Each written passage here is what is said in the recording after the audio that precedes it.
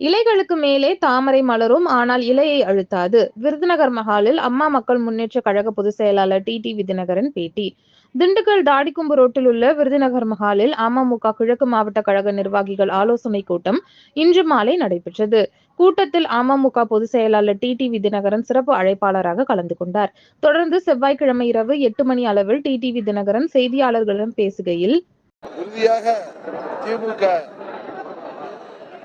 ஆட்சியை முடிவு கொண்டு வருவதற்கு எங்கள் கூட்டணி தமிழ்நாட்டு மக்கள் துணையோடு மாபெரும் வெற்றி பெறுவோம். 2024 தேர்தலில் அம்மா மக்கள் ஒருங்கிணைந்து அதிமுக கூட்டணியில் இடம்பெறுமா இல்ல தேசிய ஜனதா பாரதிய ஜனதா கூட்டணியில் இடம்பெறுமா? 24 ஏற்கனவே நாங்க தேசிய ஜனநாயக கூட்டணியில இருக்கோம். இதுல என்ன புதுசு புதுசா கேள்வி கேட்கறீங்க? 2026 தேசிய ஜனநாயக கூட்டணியில் சேர்ந்திருக்கு.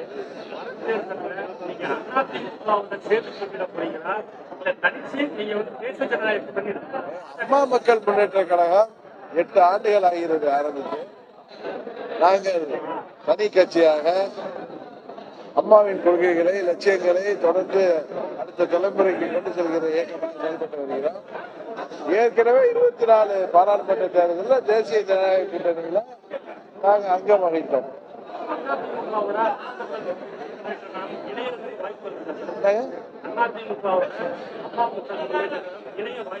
யூகத்துக்கெல்லாம் பதில் சொல்ல தேவையில்லைன்னு நினைக்கிறேன்.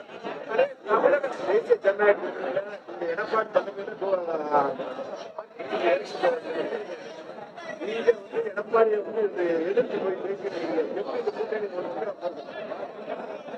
அதாவது தமிழ்நாட்டு அரசியல் மாத்திரம் இல்ல, இந்திய அரசியலை பார்த்தா பல கட்சிகள்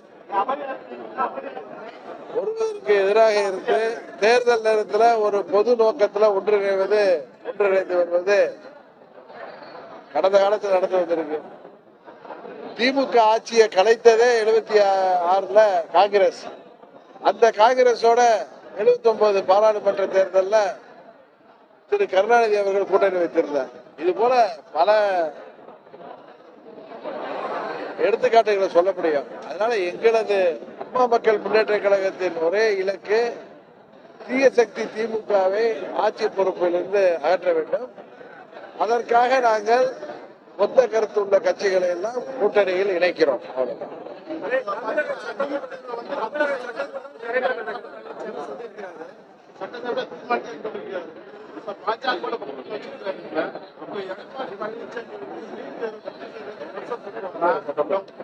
இது நீங்க அவர்கிட்ட கேட்க வேண்டிய கேள்வி. தமிழக சட்டப்பேரவையில எந்த உறுப்பினர் கேட்டாலும் சபாநாயகரே கேள்வியும் அவரே சொல்லினாரு, பதிலும் அவரே சொன்னாரு. அப்ப சட்டப்பேரவை சரியா நடக்குதா? திமுக ஆட்சியில எதுவுமே சரியா நடக்கல. தேர்தல் வாக்குறுதி எல்லாம் நிறைவேற்றாம இன்றைக்கு பார்த்தீங்கன்னா மாற்றுத்திறனாளிகள் கூட தங்களது உதவித்தொகைக்காகவும் தேர்தல் வாக்குறுதியில திரு ஸ்டாலின் அவர்கள் 21 அறிவித்ததெல்லாம் செய்து கொடுங்கன்னு சொல்லி தொடர்ந்து போராடி வர்றாங்க. அவர்கள் எல்லாம் இன்றைக்கு கைது செய்யப்பட்டிருக்காங்க. இது போல அனைத்து தரப்பு மக்களுக்கும் அவர்களுக்கு தேர்தல் நேரத்தில் சொன்ன வாக்குறுதிகளை நிறைவேற்றாத இந்த மக்கள் விரோத ஆட்சியில திமுக ஆட்சியில எதுதான் சரியா நடக்கும் நம்புறீங்க நீங்க? முக்கியமான வாக்குறுதி நீட் தேர்வு முதல் கையெழுத்துனாங்க. 4 வருஷம் அதை நிறைவேற்றல. இப்போ கையெழுத்து இயக்கம் சட்ட போராட்டம் நடத்துவாங்க.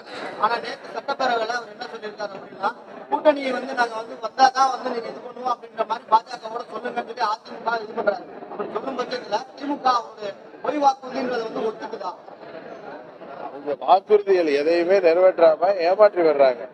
இந்த நீட் தேர்வுல கையெழுத்து போடுறதுக்கு ஒரே கையெழுத்துல நீட் தேர்வை விளக்கிறோட அவரும் சொன்னாரு. அவர் பையன் துணை முதலமைச்சர் சொன்னாங்க. அவருக்கு கையெழுத்து மறந்து போயிட்டு அதனாலதான் போடல.